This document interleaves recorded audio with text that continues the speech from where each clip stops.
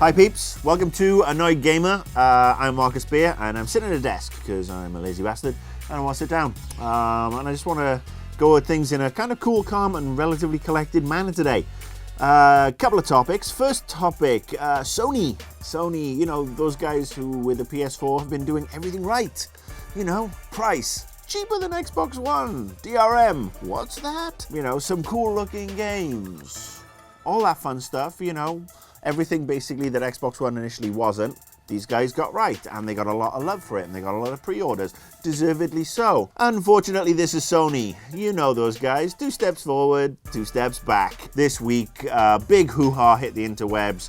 Sony and the PS4 will not allow people to upload videos to YouTube. Apparently, it's going to stop video game websites that capture their own footage, like this one, stop them from covering PlayStation games because we have to go through Twitch TV. This is all from a rumor of a meeting with somebody out of Japan who said something. There's going to be this doohickey in there that stops you streaming anything off the PS4, predominantly to stop you streaming movies off the PS4 and uploading them to YouTube. But apparently now it's games and everything as well. I do remember Mark Cerny in an interview, or perhaps even on a stage somewhere, saying something along the lines of, you can upload to a partner Twitch TV and also YouTube and stuff like that. This latest kerfuffle, it seems a little bit silly to me. I think somebody misconstrued it and decided to relay that to a video game YouTube show. And obviously the guys that you know who have YouTube shows have every right to be concerned about this because this potentially affects their livelihood. So if this is true, is it a faux pas from Sony? Yes, it is. It's a bit of a screw up, to be honest with you. It makes life a lot more difficult to capture because certainly I know, you know, I'm going to want footage overlaid when I'm talking about PS4 games without the Twitch TV logo in the bottom. And that's going to just one of the minefields. What I will say is I'm going to appeal for a little bit of calm here. I know it's kind of silly coming from me with pitchforks, everybody's a devil. But yeah, let's have a little bit of calm here. Let's see what Sony has to say. Sony have been on point when it comes to their pricing and their marketing tactics and communicating the stuff on the PS4. I'm sure that they will clarify this over the next couple of days. Personally, I hope that Sony do allow YouTube and all these other things. You know, not that I've got anything against Twitch TV, I will throw this one reminder out to Sony. Do you remember at the Vita press conference at E3 when you said AT&T were your partner? And we'll be partnering with AT&T as the exclusive carrier for PlayStation Vita in the United States. Okie dokie, moving on. Topic 2, and this one is something that's quite dear to my heart. Public relations, PR, you know, the devil. I used to do it, I used to be the devil, and then I evolved into the uber devil you see before you.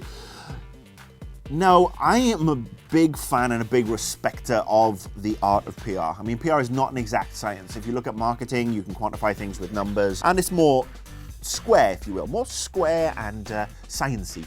PR is a little bit more of an art form. I mean, it is a combination of creativity, judgment, and luck. And while marketing in general is more perhaps square, this one is more swirly. Swirly and twirly. And it's one of those things that, you know, it can be hit or it can be miss. Unfortunately, one of the things that for me is a worrying trend in games PR is overkill. Let me explain to you why I love games. I love games, and I mean, these are the games I'm talking about, you know, the BioWare games, and, you know, something with a story, some of the, you know, Skyrim, that sort of stuff. I love these games because they are story, they are escapism. They basically go beyond what I love in books and what I love in movies because they give me this interactivity. And one of the things I did when I was doing PR back in the dark ages was I went for a quality over quantity route when it came to releasing videos, when it came to releasing access to the game. I scaled it back. I wanted people to be excited about the game and to crave more information, but not really get anything too spoilery, and, you know, so that when they drop the disc in the drive for the first playthrough, they have something different, they have something new, they have something they haven't seen before. You know, the tactic I used to employ, and a lot of other PR people used to employ, seems to have gone by the wayside in favor of overkill. Major overkill. A video a week. 15 minutes of gameplay video. Watch Dogs. Another video this morning. Watch Dogs. E3. GDC. PAX. Everything. And look, I'm calling out Watch Dogs because it's a game that ever since it was announced has excited me. It seems like a really, really cool concept. Unfortunately, as a member of the media, I have had to put myself on media lockdown on this game. Every time I get a new press release saying, guess what, here's another video, I send it straight to my trash. I don't want to know any more about this game. I just want to play it. And I know a lot of you feel the same way. And it's getting ridiculous, PR people. You know, a lot of you, I love you as friends, I love you as colleagues, I respect a fair amount of you, but rein it back. And look, I know it's not even the PR person's fault half the time. This is where, unfortunately, the, let's say the structure of a PR and marketing division is a little bit lopsided, where a lot of PR people have to actually report into people who know fuck all about PR. Which is just stupid, because then the person who knows fuck all about PR has a brainstorm and says, oh, look at this, we have this great game and it's tracking really well, let's put more shit out there. But that doesn't make any sense. Why would we continue to push more shit out there and give the game away so that by the time the game actually comes out, people are going to be sick to the back teeth of it? They might not even want to play it. Oh, that won't happen. PR is easy. You'll just do something different. PR is the easiest thing to do in the world. I've had that quoted to me so many times by upper management. PR is not an easy thing to do.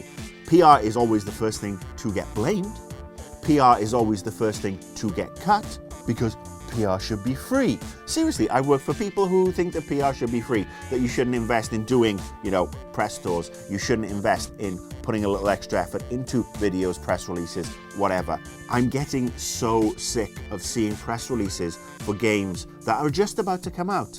And I see a press release every week with, look at this video, here's this character, every fucking week. Oh, look, here we have a car. Here, we have a dog. Here, I don't give a shit. And I know it's tough for a lot of PR people, because not only do they have to deal with the dimwits in upper management who are dragging this industry down on its knees. Look at the game as a pie. And each piece of the pie is a story angle, a video, a interview or whatever. And you have to divide that up. Now, back when I was doing it, it was a lot easier. We only had 3 of those video games type sites. We had GameSpot, GameSpy, and IGN. This was pre-1UP and, you know, a lot of other sites, pre-GameTrailers even to a certain degree. And then it was print, and print was much easier because you could plan shit out 3 months in advance, and that was very, very straightforward.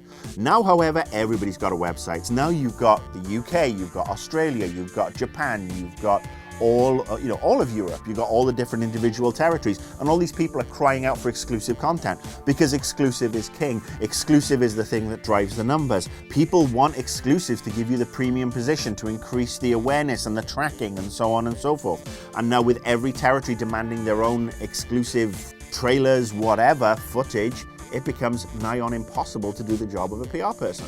I would also, like to say that if you look at perhaps some of the exclusives that get stuck out to some of the territories, it really should be a case of looking at sales numbers first and foremost. Where are you scheduled to sell the most units? Who are the biggest markets in the world? Let's look at dividing that piece of the pie based on sales figures and potential sales figures as well. Let's look at, no offense Luxembourg, but you're not getting a fucking trailer. Russia? Well, you seem to have a major piracy problem. Fuck off, you ain't getting shit.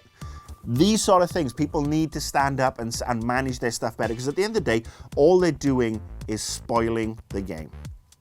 I pay $60 for a game, and I do pay for games, I swear to you.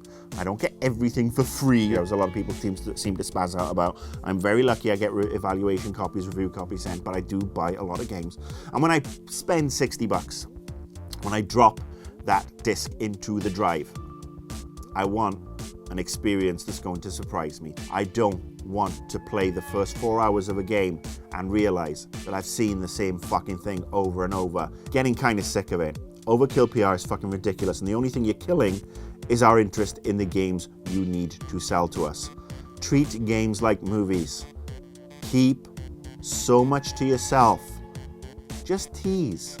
PR should be like burlesque. It's seductive, it's like a striptease, but you don't see the goodies until you drop the money. All right, that's the show for this week. I will be back next week. I might even work up the energy to stand up.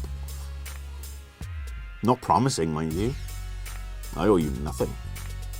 Yeah. So, follow me on Twitter. Annoyed Gamer will be back next week, probably. You still here? Piss off.